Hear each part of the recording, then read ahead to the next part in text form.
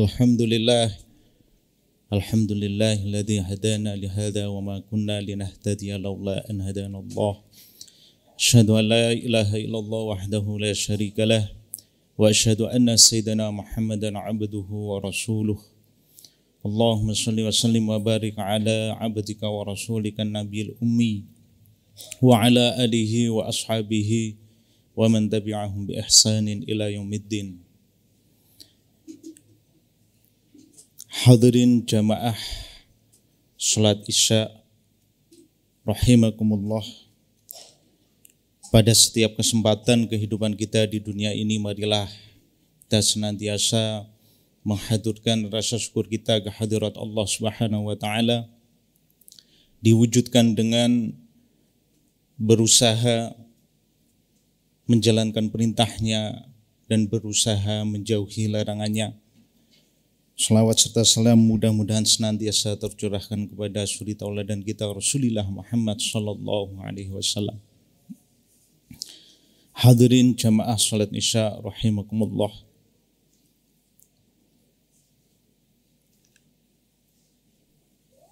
Pada bulan suci Ramadan ini, pada konteks kata as-siyam adalah serangkaian upaya untuk mengendalikan hawa nafsu secara jasmani maupun rohani, yang harapannya agar jasmani dan rohani kita soleh.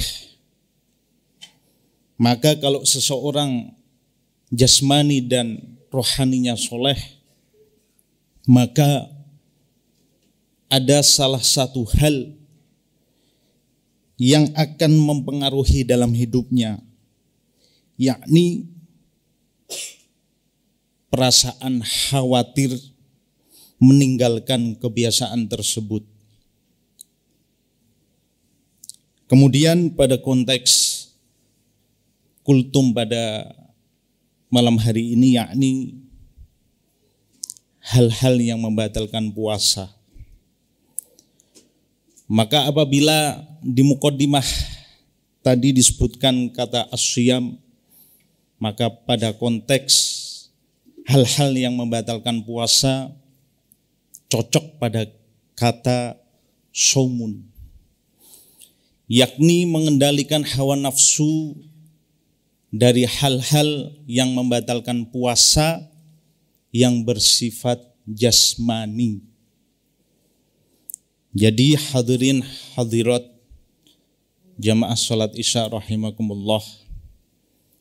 Jadi hal-hal yang membatalkan puasa yakni seputar aktivitas tubuh ataupun segala aktivitas yang bersifat jasmaniyah.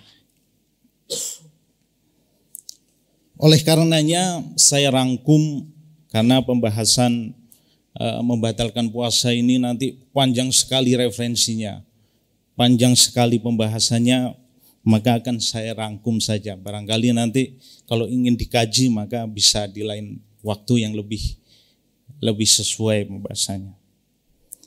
Jadi ada 3 klasifikasi yang dapat membatalkan puasa. Klasifikasi yang pertama yakni masuknya sesuatu benda ke anggota tubuh.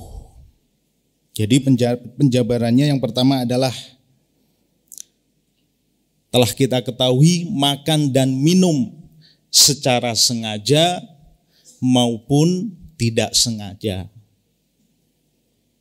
Bagaimana yang tidak sengaja ini bisa membatalkan puasa? Dalam saya mengutip dari pendapat Imam An-Nawawi bahwa ternyata ketika seseorang ini tidak sengaja ataupun lupa barangkali makan atau minum tetapi berlebihan, ternyata membatalkan puasa. Itu yang pertama. Yang kedua, aktivitas hubungan biologis yang dilakukan secara langsung maupun menggunakan alat bantu. Pada intinya indikatornya adalah kalau secara langsung ya kita tahu semua lah, mungkin yang sudah berumah tangga, tapi yang tidak secara langsung memasukkan atau menerima sesuatu yang kemudian mengakibatkan kenikmatan biologis. Yang ketiga, menghirup suatu zat psikotropika secara langsung. Jadi menghirup zat psikotropika secara langsung. Ini artinya adalah sebagai contoh misalkan asap rokok yang dasarnya dari tembakau maupun dari ganja dan kemudian asapnya dihirup. Sesuai dengan kegunaannya psikotropika tersebut yang nanti efeknya adalah membuat kalau rokok itu mungkin tenang ya, bikin kayak enteng kayak gitu. Nah, itu membatalkan puasa. Terus kemudian yang keempat, memasukkan zat vitamin maupun obat ke dalam rongga-rongga tubuh. Apakah itu dimasukkan melalui mulut, dimasukkan ke hidung, dimasukkan ke telinga, ataupun mata yang nanti kemudian masuk ke kerongkongan, ini membatalkan puasa. Akan tetapi bagaimana apabila menggosok gigi, berkumur, ya, kemudian ngupil, mohon maaf, terus korek-korek kuping. Nah, ini ada sebagian ulama mengatakan makruh. Akan tetapi apabila niatnya adalah untuk menjaga kebersihan, maka seyogyanya bisa dilakukan sebelum melaksanakan puasa itu sendiri. Bisa sebelum subuh mandi secara bersih ya, secara menyeluruh, sekalian ngupil, sekalian korek-korek kuping, sekalian gosok gigi, semacam-macam, dan kemudian melaksanakan puasa. Itu klasifikasi yang pertama, yakni memasukkan benda dalam tubuh. Kemudian yang kedua, keluarnya suatu benda dari anggota tubuh. Yakni yang pertama adalah muntah secara sengaja maupun tidak sengaja. Artinya gimana? Barangkali ketika malam hari makan sate, kemudian pas menjelang siang hari berusaha memuntahkan secara sengaja, kemudian dikunyah lagi, kemudian ditelan lagi. Bagaimana yang tidak secara sengaja? Yakni apabila muntah, kemudian dikunyah lagi, kemudian ditelan lagi, itu membatalkan puasa. Kemudian yang kedua, bagi kaum perempuan kan mengalami haid, kemudian nifas, dan kemudian melahirkan, itu juga membatalkan puasa.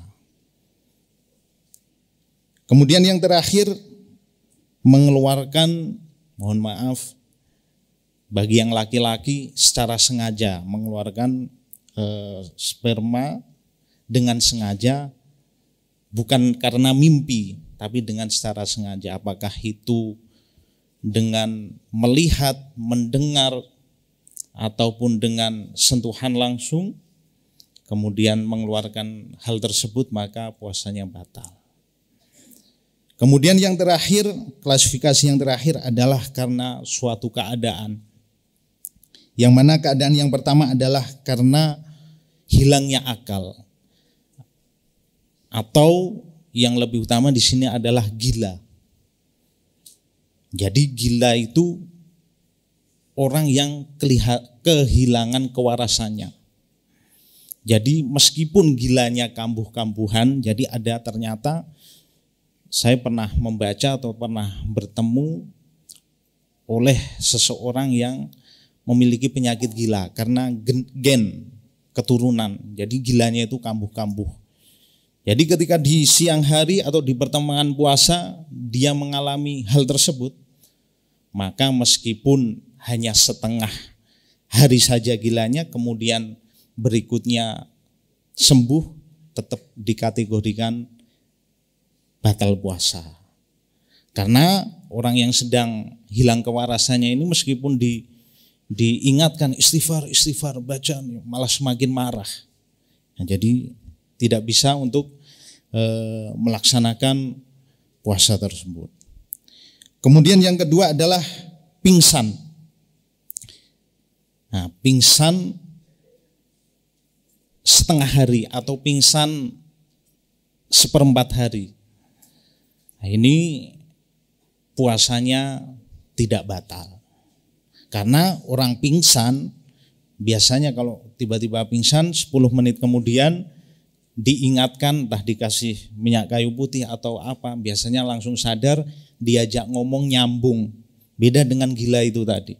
Karena salah satu hal yang membatalkan puasa adalah hilangnya akal. Tapi bagaimana kalau pingsannya itu seluruh dari pagi sampai sore, ya tentunya batal karena akalnya hilang. Kemudian yang ketiga adalah tiba-tiba sakit berat.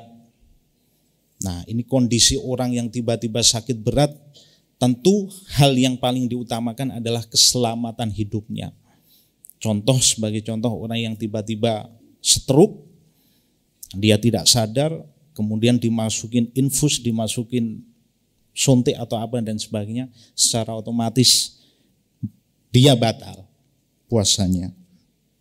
Kemudian yang terakhir adalah terpaksa maupun dipaksa untuk melakukan sesuatu yang membatalkan puasa,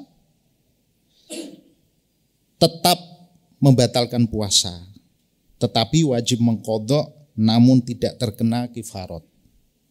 Sebagai contoh, sekarang marak sekali kriminalitas, khususnya yang dialami oleh kaum perempuan.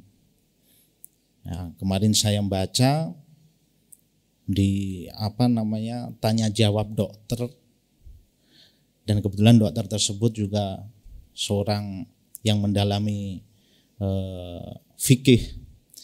Bagaimana hukumnya seorang perempuan yang berpuasa kemudian dinodai di pertengahan hari ketika dia puasa? Maka puasanya batal, berkewajiban mengqadha namun tidak terkena kifarat. Demikian hadirin jamaah salat Isya rahimakumullah. Demikian 3 klasifikasi hal yang membatalkan puasa. Mudah-mudahan ketiga hal ini menjadi warning dalam rangka upaya kita menjalankan Shaumu Ramadan, dan mudah-mudahan puasa kita sah.